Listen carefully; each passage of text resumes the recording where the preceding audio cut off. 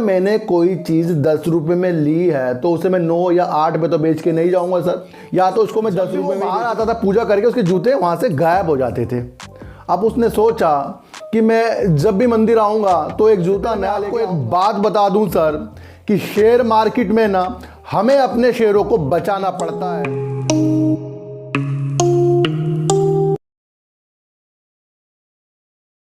नमस्कार, मैं स्वागत करता हूं आपका अपने ही चैनल में जिसका नाम है सार्थक बाजार से।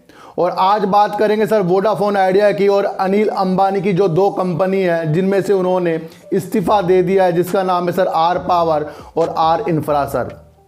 सबसे पहले मैं आपको एक बात बता दूं सर कि शेयर मार्केट में ना हमें अपने शेयरों को बचाना पड़ता है, चाहे वो किसी भी तरीके से आपके पास कोई न्यूज़ आए, निगेटिव हो या पॉजिटिव हो।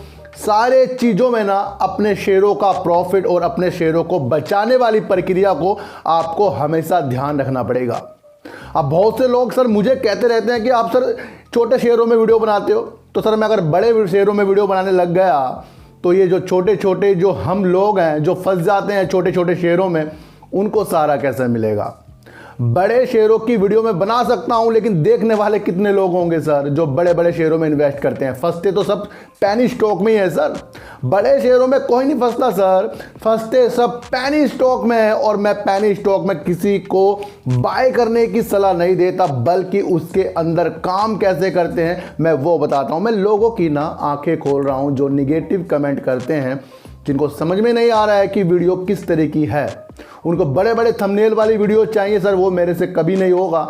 लेकिन मैं आपको किस तरह से पेनी स्टॉक में काम होता है और बड़े शेयरों में भी अगर आपको नॉलेज चाहिए ना सर, आप मेरे से कॉल कर सकते हो, कमेंट कर सकते हो। मैं आपको 100 से 100% बिल्कुल सही राय दूंगा सर। सबसे पहले मैं आपको एक चीज़ बता दूं कि शेयर मार्केट एक ऐसी चीज़ है जहां पल पल आपके जो शेयर है ना उसको कोई चुराने में लगा रहता है। मैं आपको एक कहानी के रूप में इसके बारे में एक चीज़ बताऊंगा कि एक आदमी था सर, काफ़ी विद्वान था और काफ़ी दयालु किस्म का वो आदमी था। उसका एक नियम था, वो मंदिर जाता था और मंदिर के बाहर अपने जो जूते थे उसे उतार के अंदर जाता था। और जब भी वो बाहर आता था पूजा करके, उसके जूते वहाँ से गायब हो जाते थे। अब उसने सोचा कि मैं जब भी मंदिर आऊँगा तो एक जूता नया लेके आऊँगा। जब कब तक के चोर मेरे जूते को चुराएगा, कब तक के चोर मेरे जूते को चुराएगा। असल में वो थक जाएगा और मुझे कहेगा कि मुझे माफ़ कर दो, मैं आपके जूते चुराता था और आप नए ले लाते थे तो आपका पैसा बहुत खर्च हो जाता था। वो इस सोच से किसी को बदलने के लिए निकल गया सब। वो जब भी मंदिर जाता, जब भी जूते साफ, जब भी वो मंदिर जाता अगले दिन फिर जूते साफ। ऐसे करते करते सर 2 से 3 महीने हो गए, उसके सारे जूते तो गैप और नए नए जूते जितने भी लाता सारे गैप। लेकिन चोर जो था ना वो सुधरा नहीं। मैं आपको बता दूं, आप लोगों को सुधारने के चक्कर में ना अपना नुकसान कर लेते हैं। इस कहानी से मैं आपको ये बताने वाला हूं कि जो आपके शेयर है ना जिसमें निगेटिव न्यूज़ निकल कर आ जाती है और आप डर के मारे उसमें से बाहर निकल जाते हो और आपका कोई शेयर जूते जैसे समझ ले शेयर लेके भाग जाता है, तो कोई इस मार्केट में सुधरेगा नहीं। अगर हम कितने भी अच्छे हों, लेकिन मार्केट में तो हमें चालाक बन के रहना पड़ेगा। मैं आपको इतना बता दूं, मार्केट में चालाक बन के रहना पड़ेगा, नहीं तो शेयर खरीदते खरीदते खरीदते और निगेटिव न्यूज़ आते आते आते ही आपके शेयर नीचे से गायब होते रहेंगे। आपको पता भी नहीं लगेगा कि आपने कितना लॉस ले लिया है। तो उस महान व्यक्ति को भी समझ में आ गया कि भाई मैं जूते ला रहा हूँ, वो गैप ही हो रहा, कोई सुधर ही नहीं रहा है। तो उसने जूते लाने बंद कर दिए और वो वहाँ पर सिर्फ टूटी फूटी चप्पल लेके आता था। अब उसके कोई चोरी नहीं होती है। तो अपने शेयरों को सर संभाल के रखो और किसी को भी अपने शेयरों के बारे में मत बताओ कि मेरे पास इतने शेयर हैं, अब क्या करें। ये चीज़ें सब छुपा के रखो। जितना इसको उजागर करोगे ना उतना आपको एक तो बेकार लगेगा और उतना ही आपके शेयरों में कहीं ना कहीं एक निगेटिव चीज़ आ जाएगी जो लोगों के अंदर होती है, वो आपके शेयरों में घुस जाएगी, फिर आपको प्रॉफिट नहीं आएगा। तो सब चीज़ों को छुपा कर रखो, ये मेरा कहने का मतलब है सर। इस कहानी से आपको समझना पड़ेगा और समझकर ही आपको शेयर मार्केट में ना पल पल में जो भी आपकी निगेटिव न्यूज़ आती है उसमें अपने शेयरों को बचाना पड़ेगा। तो बात करते हैं सर अनिल अंबानी की। और अनिल अंबानी के पास ये 2 मात्र कंपनी थी, आर पावर और आर इंफ्रा, जिससे वो अपने को अच्छा कर सकते थे और इस कंपनी को वो कर्ज मुक्त करने के लिए भी अच्छा काम कर रहे थे। और इस कंपनी से वो आगे की जो प्रणाली थी, जैसे बाहर देशों में और सोलर के क्षेत्र में, विंड टर्बाइन के क्षेत्र में, वो इसमें अच्छा काम करने के लिए लगे पड़े थे। लेकिन आपको पता है ना, जिसका वक्त खराब चलता है उसके साथ और वक्त खराब आने की चांस ज़्यादा बढ़ जाते हैं। मैं आपको इतनी सी बात बता दूं, वो कंगाली में आटा गीला, इस तरह से अनिल अंबानी के साथ हो रहा है।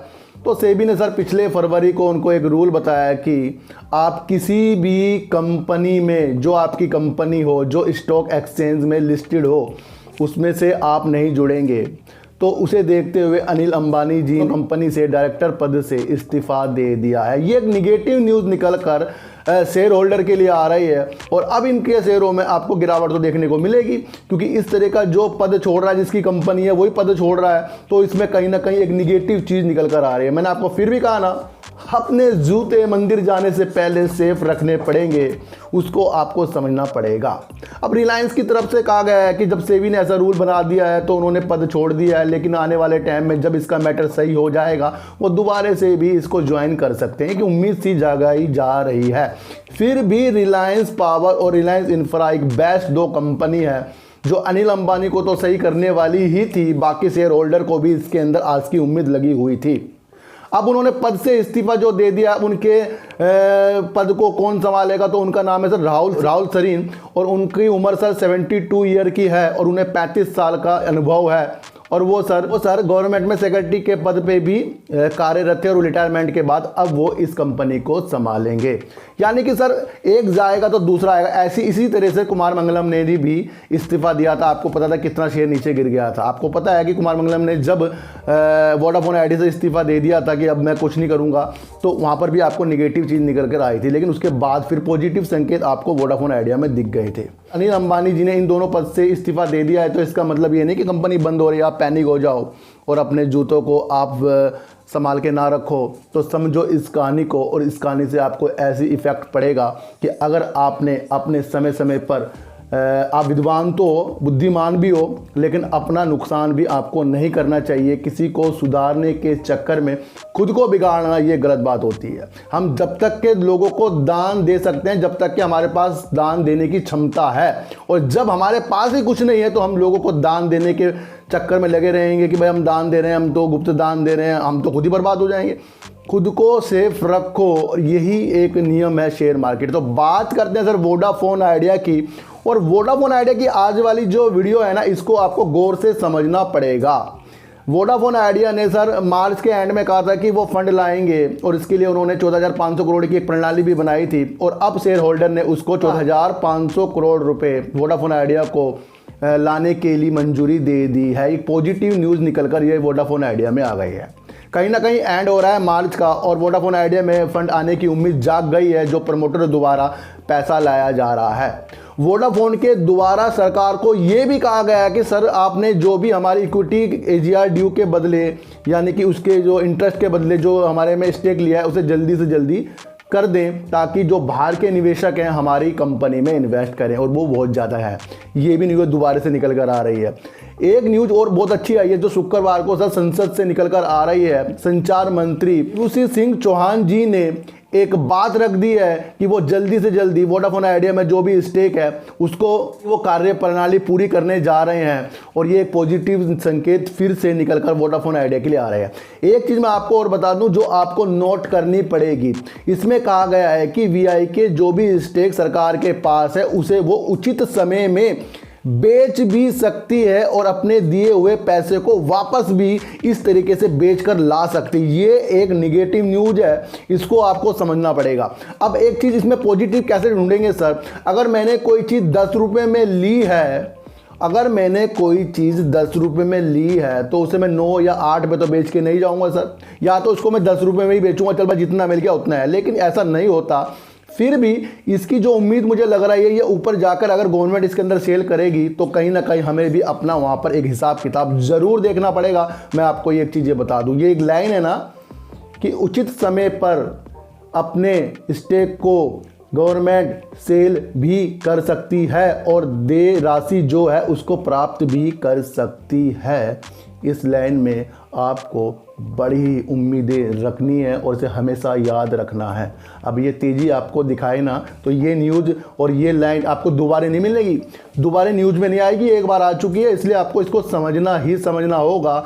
क्योंकि वोडाफोन आइडिया के एक बढ़ते हुए कदम है और कोई ना कोई इससे पैसा कमाना चाह ही रहा है, चाहे वो हम हो, चाहे सरकार हो, चाहे वो प्रमोटर हो, कोई भी हो, वोडाफोन आइडिया से पैसे कमाने की उम्मीद में लगा हुआ है। वोडाफोन आइडिया ने सर नज़ारा के साथ जब टाई अप किया गेम के लिए और उस नज़ारा में सर झुनझुनवाला जी का भी स्टेक है, तो यहाँ भी एक पॉजिटिव संकेत आपको मैंने पहले भी बताया था, वो अभी भी हमारे बरकरार ही बरकरार हैं। तो अब मार्च का एंड है और ये न्यूज़ आ गई है, शायद आपको ये मंडे को थोड़ी सी गिरावट करके तेज़ी दिखाने की उपलक्ष्य में लगा रहेगा वोडाफोन आइडिया और कंटिन्यू इसके अंदर तेज़ी बनने के आसार मुझे लग रहे हैं। लेकिन अगर ये 10 से नीचे आया ना तो हृदय को मत तोड़ना, अपने जूते चप्पलों को संभाल के रखना पड़ेगा।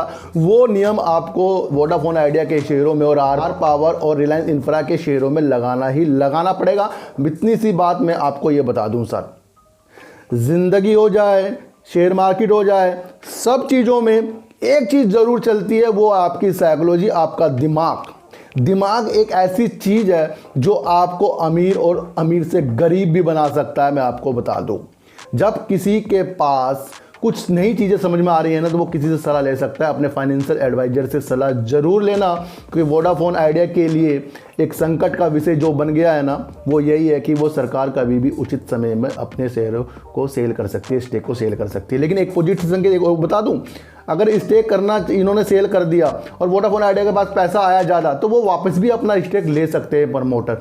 फिर ये बहुत बढ़िया न्यूज़ हो जाएगी वोडाफोन आइडिया के लिए, अगर इन्होंने अपना स्टेक सरकार से वापस ले लिया, अगर सरकार बेचना चाह रही है तो सारे नियमों को ध्यान में रखकर ही आर पावर और रिलायंस इंफ्रा और वोडाफोन आइडिया में तो अब फंड की खबरें तेजी हो गई हैं और अप्रैल शायद वोडाफोन आइडिया के लिए बेस्ट होने वाला है। तो उस सबको चीज़ को देखते हुए ही आपको शेयर मार्केट में टिकना पड़ेगा। मैं आपको फिर कह दूं, जो लोग मुझे कहते हैं कि आप छोटे शेयरों की वीडियो बनाते हो, सर मैं बीच बीच में बड़े बड़े शेयरों की वीडियो बनाता हूँ। अडानी पावर के लिए किसने बताया था आपको? टाटा पावर के लिए किसने बताया था आपको?